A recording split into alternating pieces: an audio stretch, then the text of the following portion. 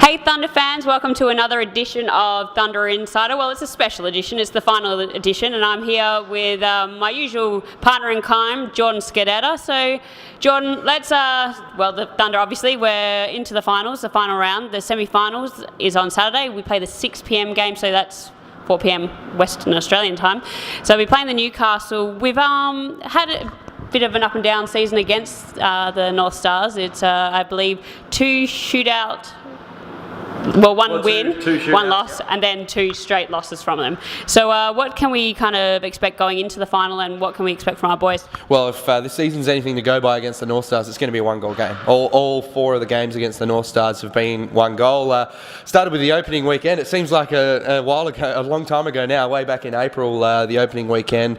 Well, it was 3-2 on the Saturday in the shootout, and then 2-1 on the Sunday. It had that heartbreaker late that we gave up to give up all 3 points there. And been really competitive against them in every game that we've played, but they're probably the team that we found toughest to beat this year. They're the team that we've got the worst record against. We haven't lost to any other team 3 times, so it's one that the guys will definitely want to have back. Want to be able to get back at them.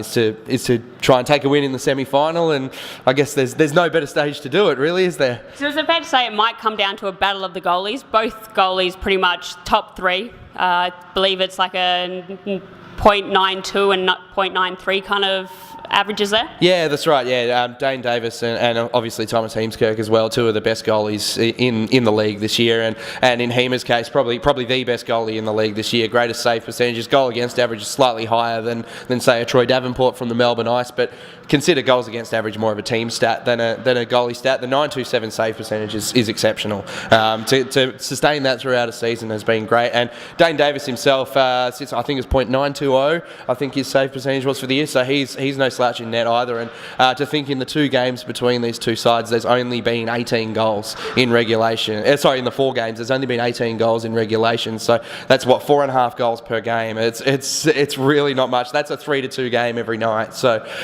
It could be. It's going to be a tight affair. That's what we can say. It's not. You're not going to see a 6-2. No, that's right. You're not going to see a 6-2 scoreline in this one. It's going to be a 3-2, a 2-1, or a 4-3, or possibly even same as last year in the semi-final, a 1-0 result. So look, it's going to be really exciting. It's the toughest test that these guys will face. You know, coming in, that's the only team in the finals that the guys haven't got a winning record against, so it's going to provide the toughest test. But that said, in every game that we've played against the North Stars, they've been in a winning position.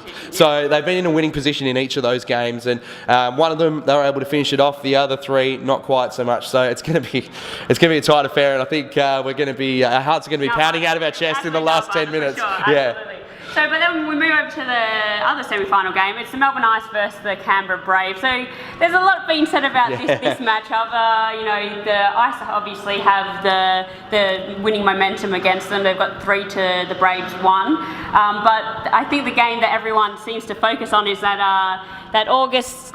The 6th game where the 9-10 blowout, like it was just one of those very, random kind of games. Yeah, it was a bit of an anomaly game, wasn't it? The 10-9, there was plenty of penalties in the game. There was a lot of spite in the game between the 2 teams, and then plenty of scoring in the third period. 50 penalties given out that whole weekend, so they kind of proves like how feisty things and there was there was 4 players that got suspended across the 2 games. It was a really fiery weekend series between those 2 teams, and that 10-9 result is probably something that the Ice would want to avoid again. It's CBR's strength. I think CBR want to get in a shootout style game, in a real run and gun style, because they've got the offensive firepower to do it. You look at a guy like Geordie Wudrick leading the line, Matthew Girton in the lineup. They're going to be without Stephen Blunden in the semi-final, which is a bit of a blow for them. He's so gifted for them offensively. Casey Kabara is another one. They've just been lighting up the league as far as points go this year. So that's the kind of game that CBR want to get involved in, because unfortunately for them at the other end, goaltending hasn't been their strength this year. Tretto and Toivonen probably haven't quite been the brick wall that some other goaltenders have. So that's the kind of game CBR will want to be playing, that run and gun style. And I think we saw in that 10-9 game, and then in the 4-3 result on the Sunday, the Ice don't want to get involved in that kind of game. They don't want to, because it hasn't served them well. And as you said, they hold a 3-1 lead as far as the season series goes, but to get lit up for 9 goals in a game is not ideal for them. So that will probably be the more open, free-flowing style game. That's at 3 o'clock on the Saturday, so 1 p.m. Perth time. Yeah, it's that'll be the free-flowing game. Would it be fair to say that maybe things might get a bit more, prickly if the Brave are down going into maybe the third period? Things might kind of come undone a little, or do you think they might be able to keep it together? Or they'll probably keep it together for the most part. Look, it's a really tough one. You can see where the bitterness comes from in those two teams, and maybe going into the third period, if they need a spark, that might be something that they do. They might just play a little bit more forcefully and a little bit more aggressively, but they don't want to be going over the top and copping suspensions for a potential final. That's something they don't want to be doing. So I think all the predictions that this could be like a UFC 203 style matchup, I don't think that's going to happen. There will be plenty of snarl in the game, but I don't think there's going to be anything like the scenes that we saw in Canberra a few weeks ago.